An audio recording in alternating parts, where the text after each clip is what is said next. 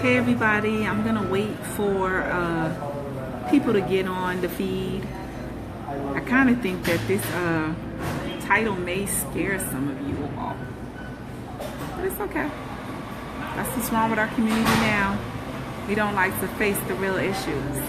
So today I'm gonna hit on one.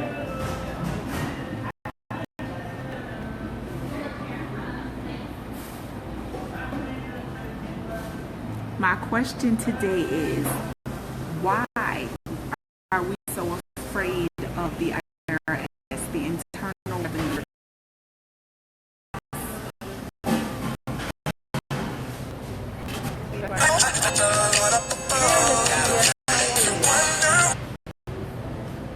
Thank you so much for watching. Hey everybody else, sometimes I can't see who's on here, but my question is, why are we afraid of the IRS, the Internal Revenue Service? First of all, the Bible says, render Caesar what's due what's due him. And they've been paying taxes since the foundation of the world. Like, taxes is a part of life. So many of us don't want to pay taxes. When you're able to pay taxes, and we're all able, but when you're paying taxes, it shows that you're in a good place, a good space. Have you not had a job and tax season came around and you weren't even able to file because you did not have a job? So if you're able to file, it's a blessing that you're able to file. Hey, Marindy, it's a blessing. It's okay if you owe. Don't you want to get to the place where you owe $20,000 to the IRS? Because if you owe $20,000, that means you made some millions and you had a great tax accountant who was able to write off and maximize the deductions that you are allowed. Like, I don't understand what's wrong with people. I don't want to, or you guys, you go exempt. You want to go exempt all year long. Hey, Kareem. You want to go exempt all year long, and then at the end of the year, you want somebody to play a magician or a genie for you. Love you too, Marindy. It's not right, because we pay taxes when we buy clothes, we pay taxes when we buy food. Actually, we're double taxed. Hey, Kareem. Actually, we're double taxed, because you pay tax and then you turn around and you pay a tip. Like, I don't get it. And so what if you owe the IRS? You ain't that big and important to the IRS that they coming after little OU for that little tiny bit of money that you owe them. Pay them. Do it in installments. Even if it's $5 a month, pay them. One thing that we as a people, we have to stop doing is we have to stop going exempt. Stop that fraganacle bull.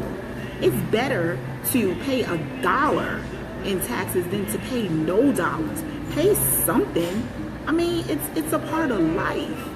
We want so much more in life, but the Bible says that when you learn how to be faithful over just a little bit, then God is going to bless you with more. But we don't want to even be faithful over the little bit that he gives us. I'm serious. Like, stop the fraganacle bull. Stop it. Pay your taxes. It's okay. Well, I need more money. And guess what? When you write exempt, you still need even more than that. So you're not going to miss something that you never had.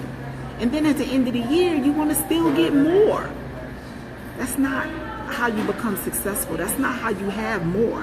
Having more is doing what you're supposed to do and giving what you're supposed to give. You have to give. You have to sow in order to reap. If you're not sowing nothing, if you're not planting seeds in the ground, how do you expect something to grow? I mean, I don't get that. If you're not planting something, how do you expect something to grow? If you're not sowing, how do you expect to reap? Like, we all want something for nothing. And I know we learned a long time ago, there's no such thing as something for nothing. There's no such thing as free 99. Ain't nothing free.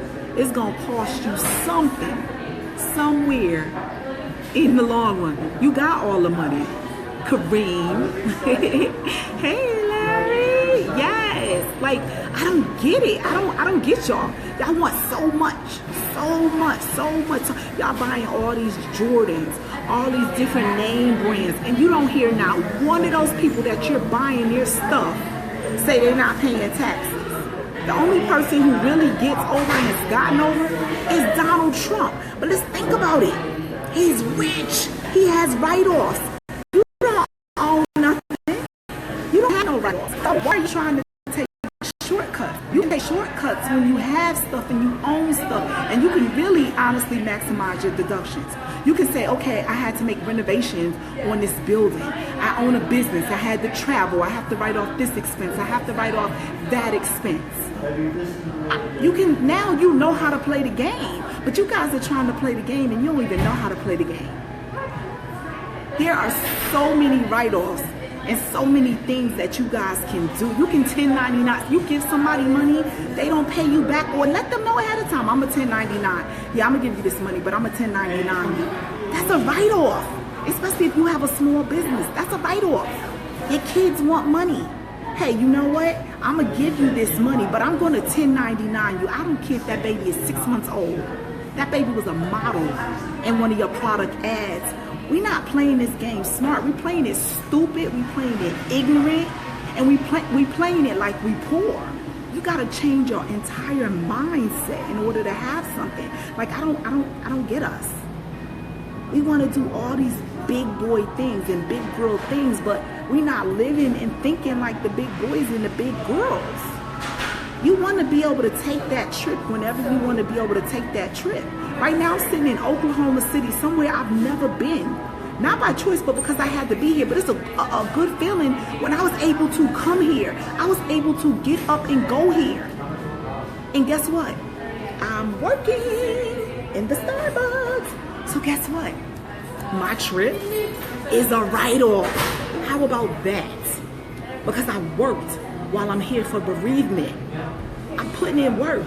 I'm not just saying I did something, I'm doing it. Yeah, I'm here for my cousin. I'm here to uphold him. Unfortunately, he lost his wife and he didn't even have the opportunity to say goodbye because she was sick at 31, 32 years old. But life doesn't stop. You gotta get up on your grind and work for it. You gotta bust your ass for it. There ain't no such thing as overnight success. Overnight success is 10 years in the making of hard work. It's crying, it's grinding when everybody else is sleeping, you're up. It's me having to go get a rental car that guess what, I can write off now, guys. While they're making the funeral arrangements. Me finding my way around the town. Like, I don't get it. Why are we so afraid? And if you have the right tax person, they know what is and is not allowed. They're going to help you through the situation that maybe they put you in. If you get audited, you get audited. So what? Everybody gets a turn, right? We have to go down there sometimes and what's that? When they try to pick for jury. Nobody wants to do jury selection or jury duty, excuse me.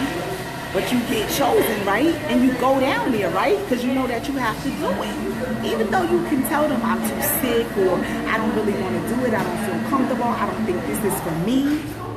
But you get chosen and you get your turn and you get it over with. If your tax person knows what they're doing, you're good. I got people, one guy just gave me his taxes for 10 years. And then y'all don't like to pay. For real? For real? Really? Really? Y'all don't want to pay me? Y'all don't want to pay anybody. Y'all want everything free. But you want more. One thing about me, I give. I'm a giver. I sow into people's lives. Not any and everybody's life, but I sow into people's lives. I give to people all the time. Holy Spirit may say, give them this, give them that. I do that. I expect God to come through for me. I expect blessings. There is no lack in my life. I shall never be broke again another day in my life. And I live in that. And I walk in that. Yeah, it's coming out of I shall never. And I come against anybody right now that's trying to pray against me with whatever. Spirits of lack, sabotage, you can't do it. Won't work, boo. Won't work. Like, I live in that. I walk in that. I trust God for that. When I thought small-minded, I did small-minded things, and I walked small-minded. When I began to realize exactly who I was, who I am, whose I am, who has me at the end of the day, There's no lack in my life. No lack in my life.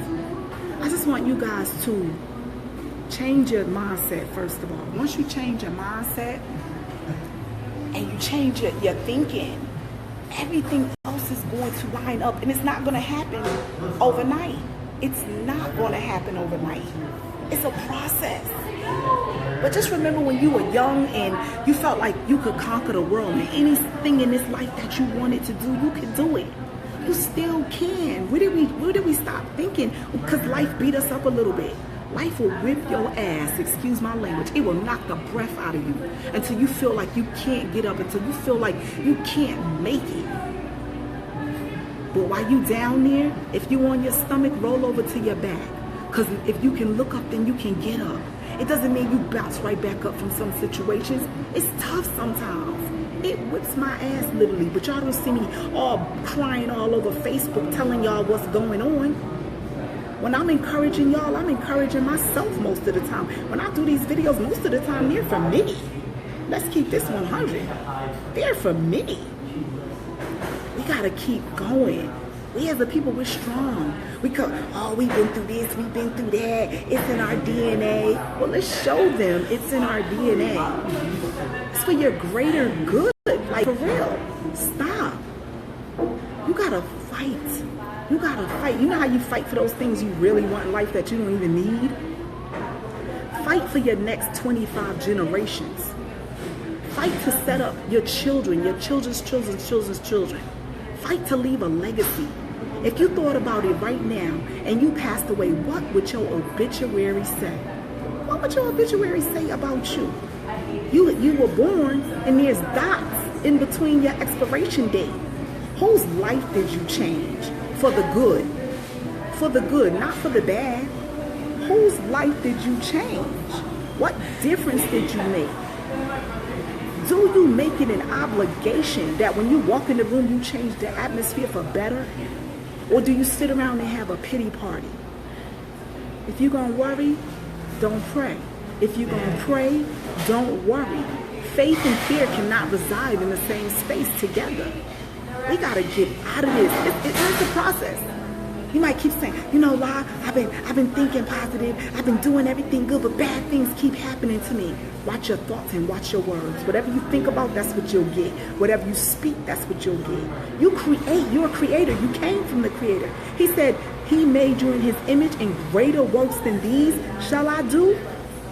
Shall you do, excuse me. You came from him. You don't know who you are. You don't understand the power that you have. We utilize it in such the wrong way. Stop thinking low level. Stop living low level. Stop it. You come from a king. You come from royalty. You come from a long line of kings and queens. And yeah, they brought us to America. They did. But why you over here make the best out of it? Stop saying what opportunities that we don't have. You have them. I don't want to hear who's holding you down any longer. It may take years. I fought for years and years, and it just seemed like everything was going not good for me. But I kept going. Oh, I'm in hell, I'm in hell, I'm in hell. Keep going. There's something on the other side of hell. There's heaven. And you're not in hell. You're in life. Life is a battle. It's a fight. Fight for your territory. Fight for your metron. Fight for your area of influence. You gotta go get it. I'm talking about going get all that ish you giving. It ain't good. I gave it 100%. I told y'all this before. 100% ain't good. 100% is good for your school grades.